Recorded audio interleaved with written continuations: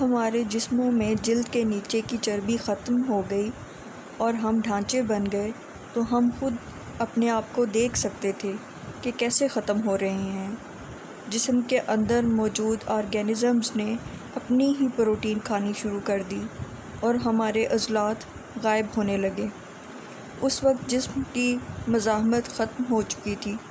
یکے بعد دیگرے ہمارے جھونپڑے کے باسی مرتے جا رہے تھے۔ ہم سب یہ اندازہ خوب ٹھیک لگا سکتے تھے کہ اب کس کی باری ہو سکتی ہے اور خود اس کی باری کب تک آئے گی۔ کئی مشاہدات کے بعد ہم علامات کو خوب جان چکے تھے، جس کی وجہ سے ہماری تشخیص خوب یقینی ہوتی تھی۔ چنانچہ ہم وہاں بیٹھے یہ سرگوشیاں کرتے تھے کہ کون زیادہ نہیں جیے گا یا اگلا شکار کون ہے۔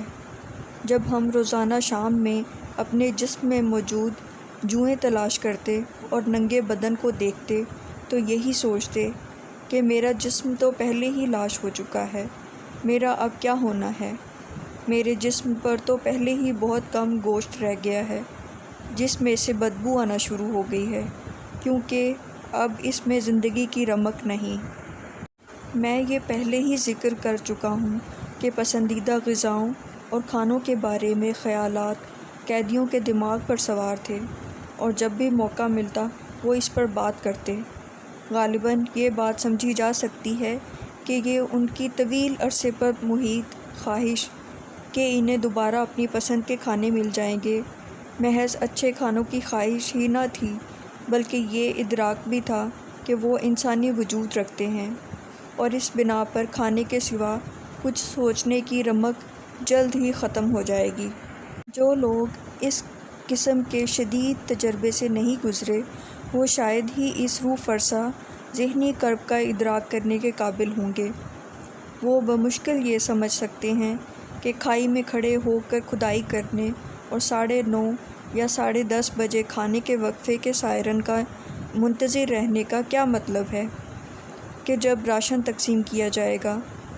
فورمین سے اگر تعلقات بہتر ہیں تو اس سے بار بار پوچھنا کہ کیا وقت ہوا ہے اور آہستہ آہستہ اپنی جیب میں پڑی روٹی کے ٹکڑے کو یک بستہ انگلی سے چھونا، پھر اس کا تھوڑا سا حصہ توڑ کر اسے اپنے منہ میں رکھنا اور چاروں ناچار اس کا آخری نوالا لیتے ہوئے اسے واپس جیب میں ڈالنا اور خود کو باور کرانا کہ دوپہر کو دوبارہ کھانے کو ملے گا۔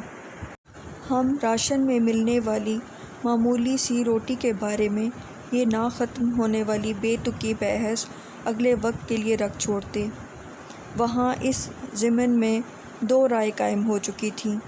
ان میں سے ایک گروہ کا کہنا تھا کہ ہمیں جو بھی راشن ملتا ہے خواہ اس کی مقدار کتنی ہی ہو ہمیں وہ فوری کھا لینا چاہیے۔ اس کے 2 طرفہ فوائد تھے کہ اول بدترین بھوک مٹائی جائے، خواہ دن بھر میں ایک دفعہ اور وہ بھی بہت کم وقت کے لیے ہی صحیح۔ دوسرے، راشن کے چوری ہونے یا کھو جانے کا خوف بھی نہیں ہوگا۔ دوسرے گروہ کا کہنا تھا کہ اپنے راشن کو تقسیم کر کے آہستہ آہستہ کھایا جائے۔ میں نے اس گروہ میں شمولیت اختیار کی۔ اس کیمپ کی 24 گھنٹے کی زندگی میں سب سے کرب انگیز لمحہ وہ ہوتا تھا کہ جب رات کے کسی پہر ہم اپنی خواہشات بھرے خواب دیکھتے ہوئے سو رہے ہوتے اور 3 سیٹیوں کی کرخ آواز ہمارے رگے جاں کو چیر جاتی۔ پھر ہم اپنے گیلے جوتوں سے دنگل شروع کر دیتے اور اپنے سوجے ہوئے پیر ان میں زبردستی گھسانے کی کوشش کرتے۔ ساتھ ہی رونے اور کراہنے کی آوازیں آتیں جن کا سبب معمولی مشکلات ہوتیں، مثلاً خاردار تار میں پھنس کر جوتے کے تسمے کا کٹ جانا۔ ایک دن میں نے ایک ایسے شخص کو روتے چلاتے ہوئے دیکھا جو بہت ہی باوقار تھا۔ وہ بچوں کی طرح رو رہا تھا کیونکہ اس کے جوتے ٹھنڈ کی وجہ سے اتنے سکڑ گئے تھے کہ انہیں پہننا اس کے لیے ممکن نہ رہا تھا اور اب اسے ننگے پاؤں برفیلی زمین پر چلتے ہوئے جانا تھا۔ ان بھیانک لمحات میں مجھے کچھ وقت آرام کا مل جاتا، روٹی کا ایک چھوٹا سا ٹکڑا جو میں اپنی جیب سے نکالتا اور پورے لطف کے ساتھ چباتا۔ غذائیت میں کمی ایک جانب غذا کی طرف رغبت کا باعث تھی، تو دوسری جانب اس بات کا بھی پتہ چلتا تھا کہ جنسی خواہش مر چکی ہے۔ ذہنی دھچکے کے ابتدائی اثر سے قطع نظر یہ ایک ظاہری علامت تھی، اور ایک ماہر نفسیات کے ذمے تھا کہ وہ تمام مردانہ کیمپوں میں اس کا مشاہدہ کرے۔ اس کے برخلاف دیگر مردانہ شعبوں میں، مثلاً فوجی بیرکس میں، کچھ نہ کچھ جنسی بگاڑ تھا، حتیٰ کہ قیدیوں کو سیکس سے کوئی سروکار نہیں ہوتا تھا۔ ان کے مایوسانہ جذبات نے انہیں کسی بھی ایسے کام سے روک رکھا تھا۔ قیدیوں کی اکثریت اپنے آپ کو بچانے پر متوجہ تھی، جو کسی بھی شخص کے لیے قطعاً عدم توقیر کی بات ہے کہ اس کا کوئی مقصد نہیں۔ اس سے قیدی کے مکمل عدم جذبات کا پتہ چلتا تھا۔ اس کی حقیقت مجھ پر اس وقت کھلی جب مجھے آشویتس سے ڈاکاؤ کے ایک کیمپ میں منتقل کر دیا گیا۔ ٹرین میں ہم 2000 قیدی سوار تھے۔ ہمارا گزر ویانا سے ہوا۔ آدھی رات کے قریب ہم ویانا کے ایک ریلوے اسٹیشن سے گزرے۔ اس راستے میں وہ گلیاں بھی آئیں جہاں میں پیدا ہوا تھا اور اپنی زندگی کے کئی برس گزارے تھے، بلکہ قیدی بنائے جانے سے پہلے تک میں یہیں رہتا تھا۔ اس ڈبے میں 50 قیدی موجود تھے اور 2 چھوٹے چھوٹے جھروکے تھے کہ جن سے بمشکل باہر جھانکا جا سکتا تھا۔ فرش پر چند لوگ ہی اکڑوں بیٹھ سکتے تھے، جبکہ جو لوگ کھڑے ہوئے تھے جھروکوں کے گرد جمگھٹا لگائے ہوئے تھے۔ اپنی انگلیوں کے بل کھڑے ہوئے میں نے باہر جھانکا تو مجھے اپنے آبائی قصبے کی ایک جھلک دکھائی دی۔ میں خود کو زندہ سے زیادہ مردہ تصور کر رہا تھا۔ چونکہ ہم یہ سوچ رہے تھے کہ ہمیں ماتا سین میں واقع کیمپ میں لے جایا جا رہا ہے، اس لیے ہماری زندگی کے اب 1 یا 2 ہفتے ہی باقی ہیں۔ مجھے ایسا لگ رہا تھا میں نے اپنے بچپن کے گلی کوچوں کے مناظر ایک مردہ شخص کی حیثیت سے دیکھے ہیں، جو کسی دوسری ہی دنیا سے آیا ہے اور نیچے بھوت شہر کو دیکھ رہا تھا۔ کئی گھنٹے کی تاخیر کے بعد ٹرین چلنی شروع ہوئی۔ راستے میں گلیاں نظر پڑیں۔ ان میں میری گلی بھی تھی۔ بڑی تعداد میں جوان لڑکے جو کیمپ میں اپنی زندگی گزار چکے تھے، ان کے لیے یہ سفر بہت بڑا واقعہ تھا اور وہ جھروکوں سے باہر دیکھے جا رہے تھے۔ میں نے ان سے درخواست کی کہ وہ مجھے کچھ دیر کے لیے باہر دیکھ لینے دیں کہ یہ میرا آبائی علاقہ ہے، لیکن انہوں نے میری یہ درخواست نہایت بدتمیزی اور بد تہذیبی سے مسترد کر ڈالی۔ تم تو بہت عرصہ یہاں رہے ہو، پھر تمہیں یہاں کیا دیکھنے کی ضرورت ہے؟ تم تو اس علاقے کو پہلے ہی بہت بار دیکھ چکے ہو۔ اس کیمپ میں ثقافتی بے حسی بھی تھی۔ صرف 2 استثناء تھیں: سیاست اور مذہب۔ پورے کیمپ میں ہر جگہ اور مسلسل سیاست پر بات ہو رہی تھی۔ یہ گفتگو زیادہ تر افواہوں کی بنیاد پر تھی، جو بہت تیزی اور دلچسپی سے پھیل جاتی تھیں۔ فوجی صورتحال کے بارے میں افواہیں عموماً متضاد ہوتی تھیں۔ یہ افواہیں بہت تیزی سے ایک سے دوسرے قیدی تک پہنچتیں اور ہر قیدی کے ذہن میں گردش کرتی رہتیں۔ بعض پر امید افواہوں کے باعث جنگ کے فوری خاتمے کی امید پیدا ہو جاتی، لیکن اکثر دیگر افواہوں کی وجہ سے یہ امید مایوسی میں بدل جاتی۔ بعض مرد تو بالکل ہی نا امید ہو چکے تھے، لیکن ایسے افراد بھی تھے جو پر امیدی پر اڑے ہوئے تھے اور سختی سے اس پر کاربند تھے۔ قیدیوں کی مذہبی دلچسپی، جو جلد یا بدیر ان میں پیدا ہوتی، سب سے زیادہ قابل مشاہدہ تھی۔ مذہبی یقین یعنی عقیدے کی گہرائی اور طاقت اکثر آدمی کو حیران کن حد تک آگے بڑھا دیتی اور نئی منزل تک لے جاتی ہے۔ سب سے پر اثر تعلق اس وقت بنتا کہ جب ہم رات کی تاریکی میں جانوروں کے ٹرک میں سفر کرتے ہوئے یا کام سے تھکے ماندے، بھوکے اور پھٹے پھٹیچر کپڑوں میں ملبوس جھونپڑے کے کونے میں عبادت کرتے۔ سردیوں کے دن تھے اور موسم بہار۔ 1945 میں ٹائیفائڈ کی وبا پھوٹ پڑی، جس نے تقریباً ہر قیدی کو متاثر کیا۔ کمزور اور سخت محنت کرنے والے لوگوں میں شرح اموات بہت زیادہ تھی۔ بیماروں کے کوارٹرز بہت ہی نامناسب تھے اور ان میں عملی طور پر کوئی دوا تھی نہ خدمتگار۔ بیماری کی بعض علامات انتہائی ناقابل بیان تھیں۔ مثال کے طور پر بعض لوگ ایک لقمہ بھی کھانے کے قابل نہ تھے، جو ان کی زندگی کے لیے بہت ہی خطرناک تھا۔ ایسے ہی مریضوں کو غشی کے دورے پڑا کرتے تھے۔ غشی کی سب سے خطرناک حالت میرے ایک دوست پر طاری ہوئی، جو یہ سمجھ رہا تھا کہ وہ مرنے والا ہے اور اب اسے اپنا آخری وقت عبادت میں گزارنا چاہیے۔ غشی کے دوران وہ اول فول بک رہا تھا۔ غشی کے دوروں سے بچنے کے لیے میں نے اور دیگر بہت سو نے رات کو زیادہ سے زیادہ دیر تک جاگنے کی کوشش کی۔ میں گھنٹوں اپنے دماغ میں مختلف باتیں گھڑتا رہتا۔ بظاہر میں اپنی کتاب کا وہ مسودہ دوبارہ تیار کر رہا تھا جو میں آشوٹز کے چیمبر میں کھو چکا تھا۔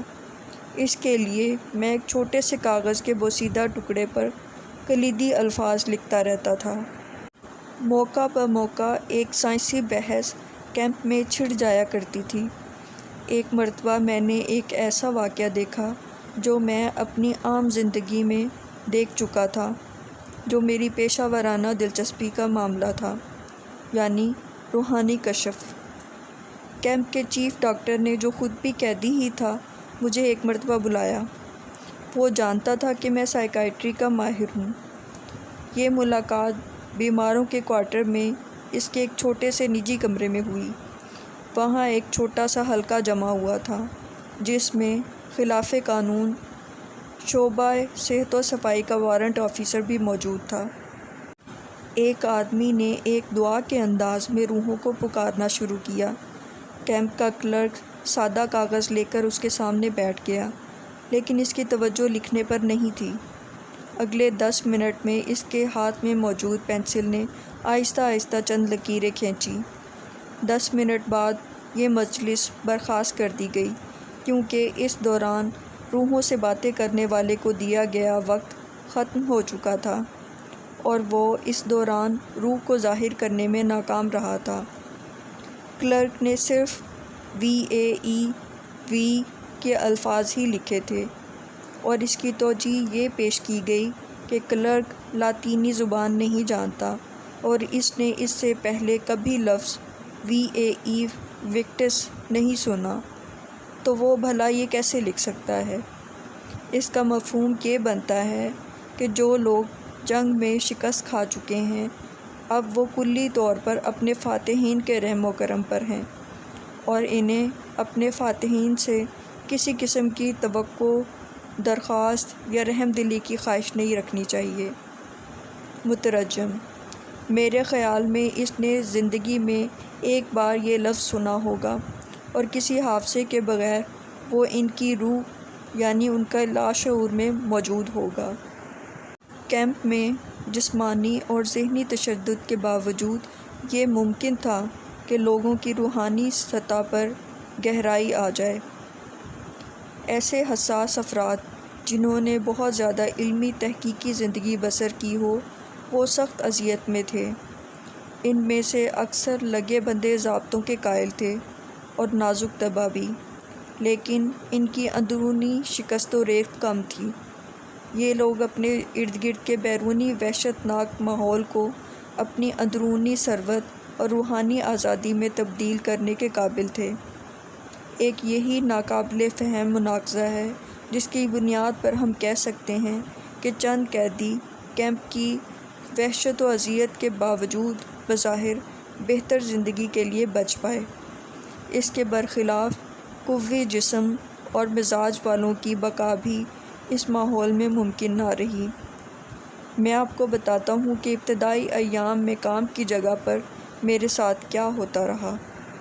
بلند آواز میں ایک حکم دیا جاتا تھا کہ الگ ہو جاؤ، آگے بڑھو، بائیں مڑو، 2 3 4، بائیں مڑو، 2 3 4، بائیں مڑو، 2 3 4، ٹوپیاں اتارو۔ یہ الفاظ اب بھی میرے کانوں میں گونجتے ہیں۔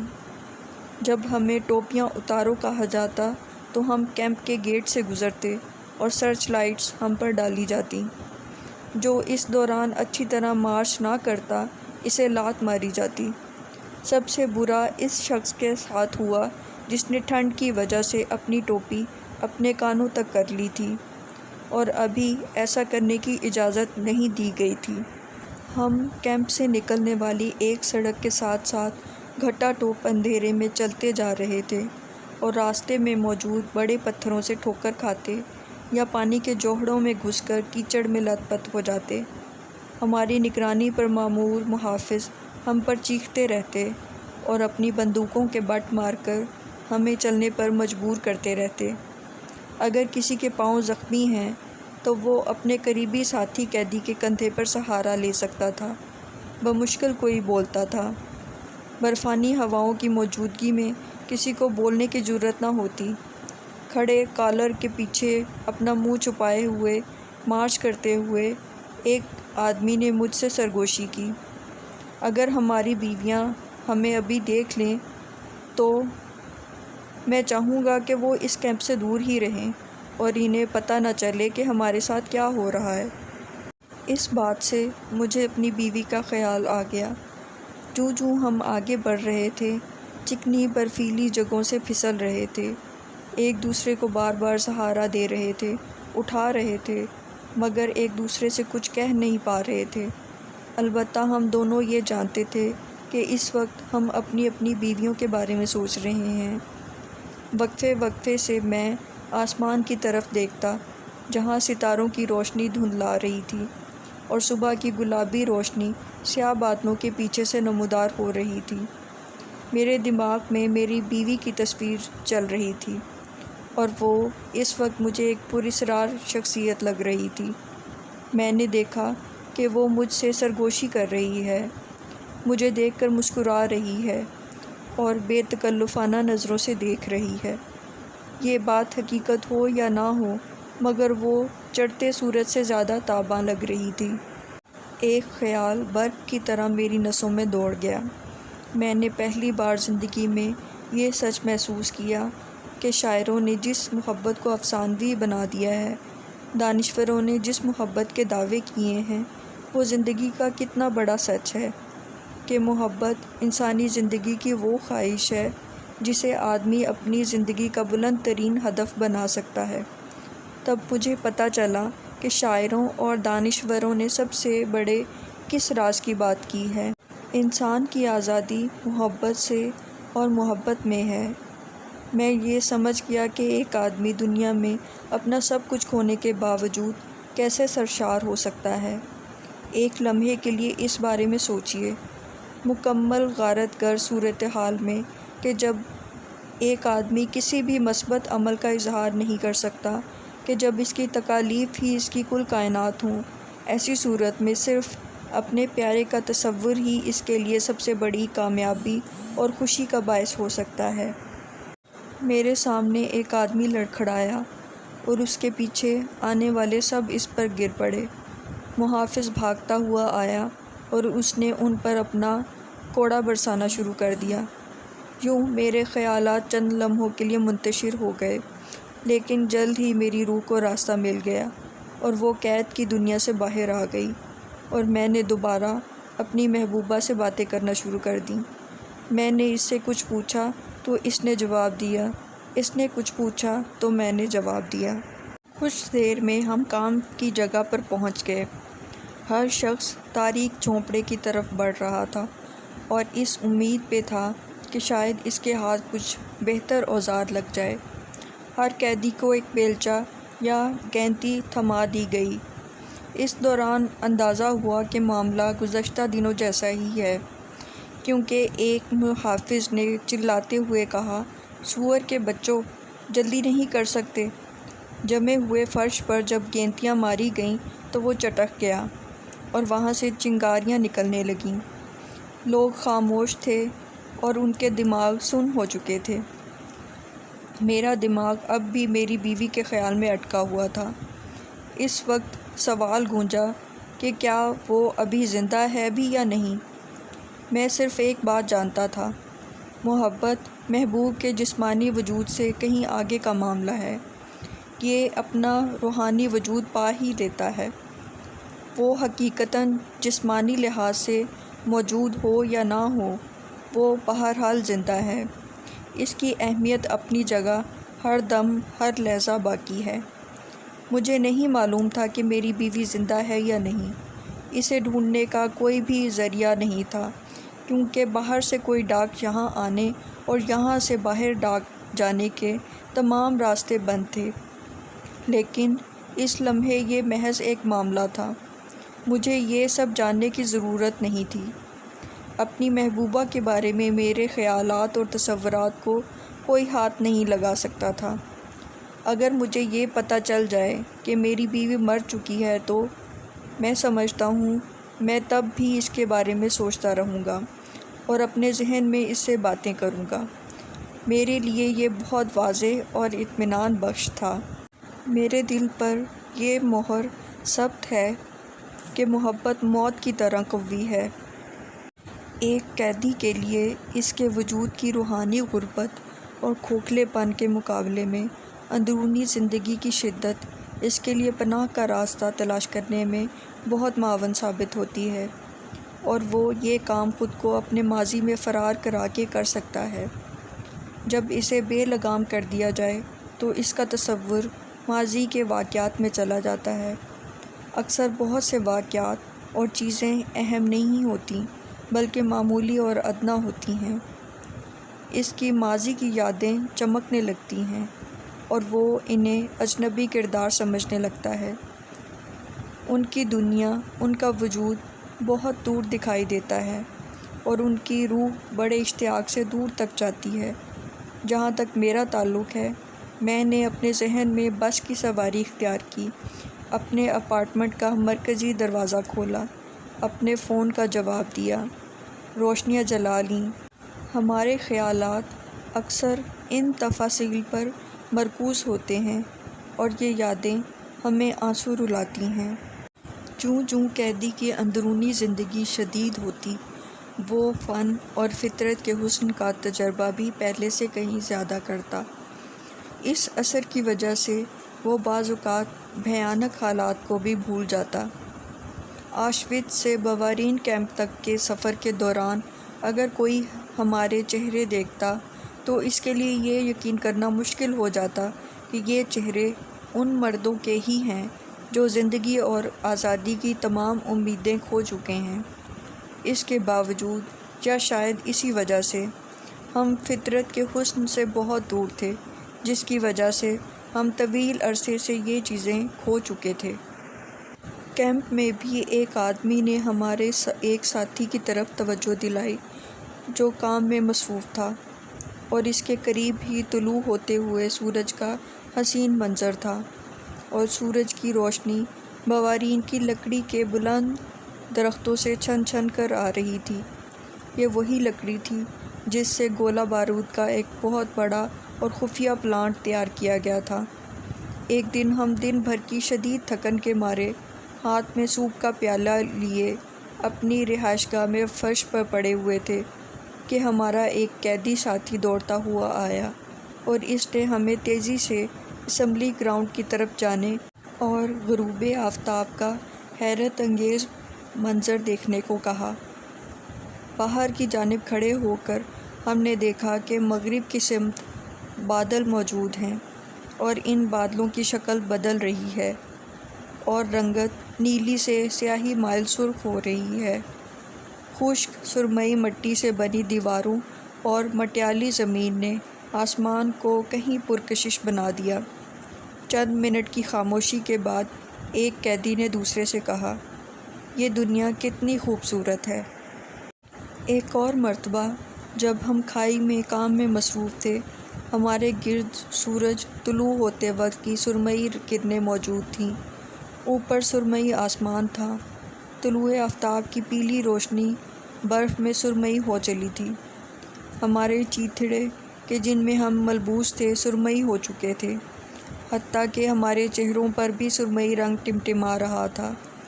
میں دوبارہ اپنی بیوی سے خاموشی کے ساتھ باتیں کر رہا تھا، یا یوں کہیے کہ میں اپنے دکھوں کی وجہ تلاش کر رہا تھا کہ میں کیوں آہستہ آہستہ مرتا جا رہا ہوں۔ مجھے لگا کہ میری روح مایوسی کے غبار میں چھید کر رہی ہے۔ میں نے محسوس کیا کہ یہ نا امید اور بے مقصد دنیا سے آگے نکل گئی ہے، جہاں مجھے حتمی مقصد کے وجود کے اپنے تمام سوالوں کا جواب ملا ہے۔ ایک لمحے کو دور فارم ہاؤس سے ایک روشنی کوندی اور بویریا کی اداس صبحوں میں ہونے والی طلوع کے عین درمیان میں رنگینی بکھیر گئی۔ یوں لگا کہ چہار سو تاریکی میں روشنی پھیل گئی۔ میں کئی گھنٹے برفیلی زمین میں مبہوت کھڑا رہا۔ محافظ میرے قریب سے گزرا تو اس نے مجھ پر جملہ کسا اور میں ایک بار پھر اپنی محبوبہ سے باتیں کرنے لگا۔ مجھے ایسا لگ رہا تھا کہ وہ میرے سامنے موجود ہے، وہ میرے ساتھ ہے۔ مجھے یہ احساس ہو رہا تھا کہ میں اسے چھو سکتا ہوں، میں اس قابل ہوں کہ اپنا ہاتھ بڑھا کر اسے تھام لوں۔ یہ احساس بہت ہی شدید تھا۔ وہ یہاں موجود تھی۔ پھر اسی اثناء میں ایک پرندہ اڑتا ہوا آیا اور میرے قریب میرے سامنے آ کر بیٹھ گیا۔ میں جو مٹی کھود کھود کر ڈھیر بنا رہا تھا وہ اس پر بیٹھ گیا اور مجھے گھورنے لگا۔ اس سے پہلے میں آرٹ یعنی فن کی بات کر چکا ہوں۔ کیا اس اذیتی کیمپ میں ایسی کوئی شے تھی؟ اس کا دار و مدار اس پر ہے کہ آدمی آرٹ کسے کہتا ہے۔ ایک مے خانہ اور نغمہ سرائی کی محفل گاہے گاہے جمتی۔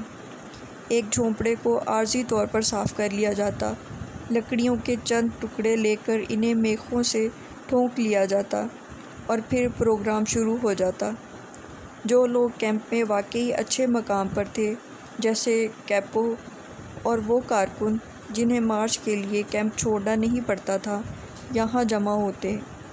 وہ لوگ یہاں بیٹھ کر قہقہے لگاتے یا کچھ روتے، جس کا مقصد کچھ چیزوں کو بھولنا ہوتا۔ یہاں گانا ہوتا، شعر و شاعری اور لطیفہ گوئی ہوتی۔ ان تمام چیزوں سے ہمیں اپنی چیزیں بھلانے میں مدد ملتی تھی۔ یہ محفلیں اتنی مؤثر ہوتیں کہ بعض عام قیدی بھی شدید تھکن کے باوجود مے خانہ دیکھنے کو چلے جاتے، حالانکہ اس چکر میں وہ اپنی روزانہ کی غذا سے بھی محروم ہو جاتے۔ نصف گھنٹے کے وقفے کے دوران میں کہ جب ہمیں سوپ دیا جاتا، ہمیں نامکمل انجن روم میں جمع ہونے کی اجازت تھی۔ کمرے میں داخل ہونے کے بعد ہر ایک کو لمبا سوپ یعنی پانی سے بھرپور سوپ ایک ایک چمچہ دیا جاتا۔ قیدی حریصانہ انداز میں یہ سوپ پیتے جاتے اور ساتھ ہی اٹیلین گیت گنگناتے رہتے۔ ہم گیتوں سے محظوظ ہوتے اور ہم سے دگنا سوپ کا وعدہ کیا جاتا، یعنی مٹر بھی۔